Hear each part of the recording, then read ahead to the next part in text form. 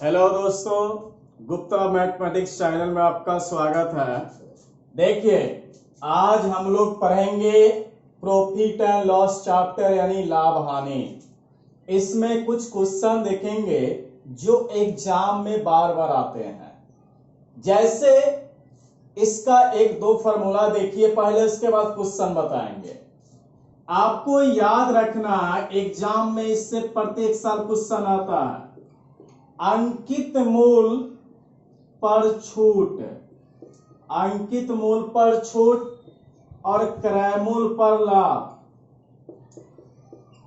अंकित मूल पर छूट और क्रय मूल पर लाभ। देखिए इसको समझाते हैं, समझिए। यहां देखिए, अंकित मूल को हमेशा छूट के साथ बैठाना है। अंकित मूल गुने छूट परसेंट बराबर क्रय मूल गुने लाभ परसेंट, क्रय मूल गुने लाभ परसेंट। तो इस तरह याद कर लीजिए इसको। अंकित मूल पर छूट, क्रय मूल पर हमेशा लाभ करना है। छूट जब कहे तो 100 में से घटाइएगा और लाभ कहे तो 100 में से जोड़िएगा। चलिए क्वेश्चन देखिए, क्लियर होगा। एक नंबर क्वेश्चन क्या कह रहा है। कोई व्यापारी एक घड़ी 450 रुपया में खरीदता है। देखिए, कोई व्यापारी एक घड़ी को 450 रुपया में खरीदता है, तो सोचिए खरीदेगा तो क्रय मूल बताए थे नो, खरीदेगा किसी वस्तु को खरीदेंगे तो क्रय मूल। तो कह रहा है एक व्यापारी एक घड़ी को 450 रुपया में खरीदता है, खरीदेगा तो क्रय मूल हो गया 450 रुपया, तथा इसका सूची मूल इस प्रकार निर्धारित करता है। समझिए, सूची मूल का मतलब होता है अंकित मूल, यानी उसका अंकित मूल इस प्रकार निर्धारित करता है कि 10% बट्टा देने के उपरांत, 10% बट्टा का है, छूट का है, लॉस का है, 10% बट्टा देने के उपरांत उसे 20% का प्रॉफिट हो यानी लाभ हो, तो वस्तु घड़ी का सूची मूल ज्ञात करे। सूची मूल का मतलब क्या सिखाए थे? अंकित मूल। जैसे देखिए, अंकित मूल गुने छूट परसेंट, तो सूची मूल तो निकालना है अंकित मूल, तो अंकित मूल का अंकित मूल रहने दीजिए गुने छूट परसेंट। अब देखिए छूट कितना दिया? 10% बट्टा, तो 10% बट्टा का मतलब बोलिए कितना? 90%। बट्टा में 100 में से यानी छूट में 100 में से घटाइएगा, लाभ में जोड़िएगा। क्रय मूल यानी लागत मूल कितना दिया? 450 रुपया और गुने लाभ परसेंट, तो लाभ परसेंट वाला देख लीजिए 20% लाभ, तो 20% लाभ का मतलब कितना? 120%। ऐसे देखिए, अंकित मूल गुने छूट परसेंट, अंकित मूल गुने छूट 10% छूट 90, क्रय मूल पर लाभ, क्रय मूल 450 गुने लाभ 20% लाभ यानी 120%। चलिए बराबर में आमने सामने कट जाता है, कटाइए। परसेंट से परसेंट कट गया, अब इधर से ऊपर ऊपर कटाइएगा। एक से एक जीरो कट गया और 9 पचे 45 यानी 90 से 450 5 मरता में कट गया। तो अब बोलिए आपका अंकित मूल बराबर क्या हो जाएगा? तो 120 गुने 5, तो 12 पचे 60 यानी कितना हो गया? 600 रुपया आपका अंकित मूल निकल गया। चलिए 2 नंबर क्वेश्चन देखिए, इसी तरह बनेगा।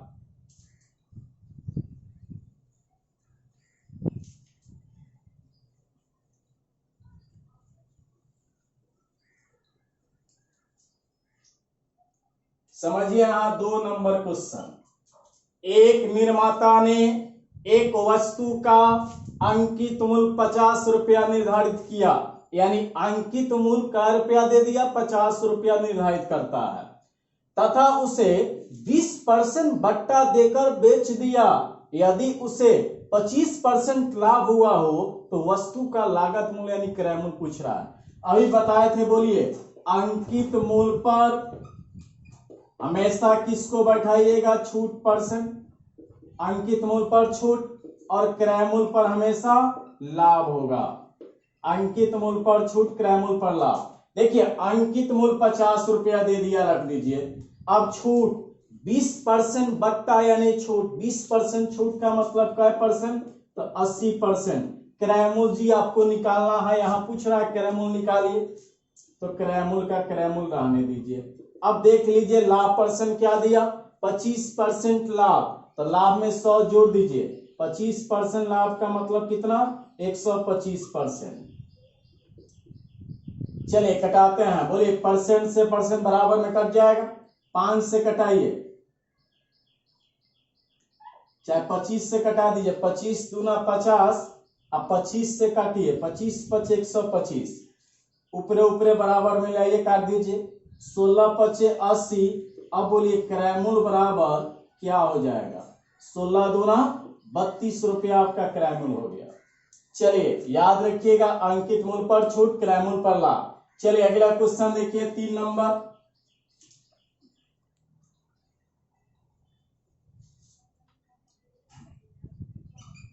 तीन नंबर क्वेश्चन जो है बार बार एग्जाम में पूछता है।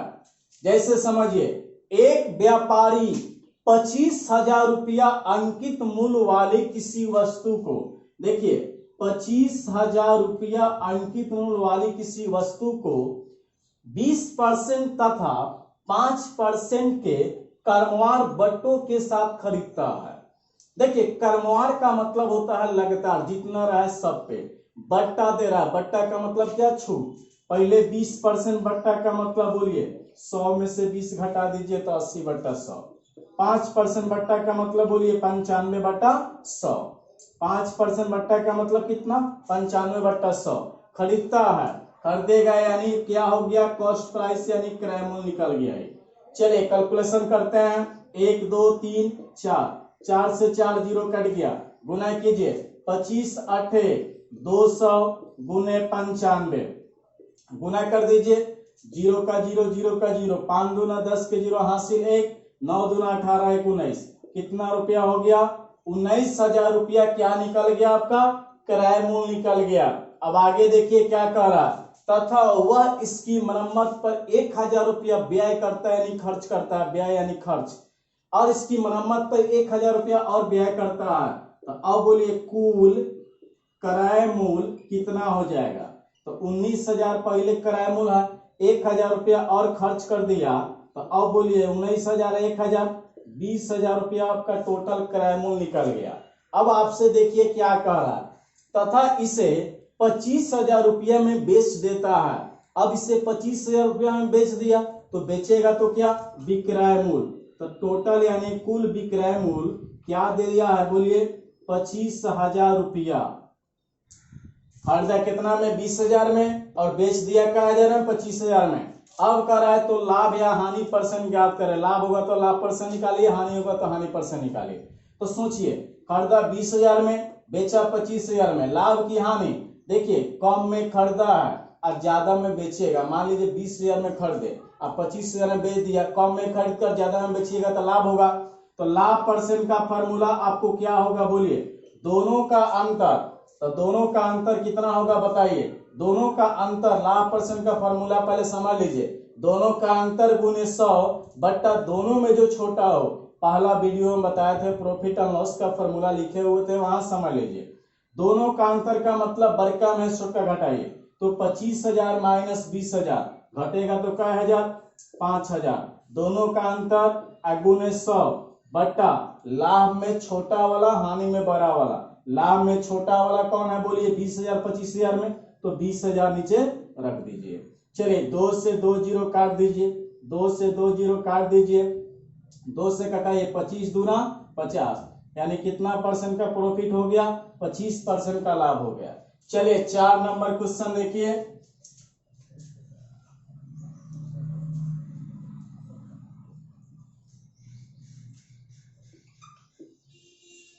एक दुकानदार 2 प्रकार का चाय खरीदता है। पहले प्रकार के 5 किलो चाय 10 रुपए प्रति किलो। समझिए, एक दुकानदार जो है पहला प्रकार के 5 किलो चाय खरीद रहा है 10 रुपए प्रति किलो। 10 रुपए प्रति किलो का मतलब 1 किलो 10 रुपया में। तो मान लीजिए 1 किलो 10 रुपया में खरीदा, तो 5 किलो क्या रुपया में खरीदेगा, तो 10 पचे 50 रुपया में खरीदेगा, तो ये क्या हो गया, क्रय मूल्य हो गया। क्या रुपया क्रय मूल्य हो गया, 50 रुपया।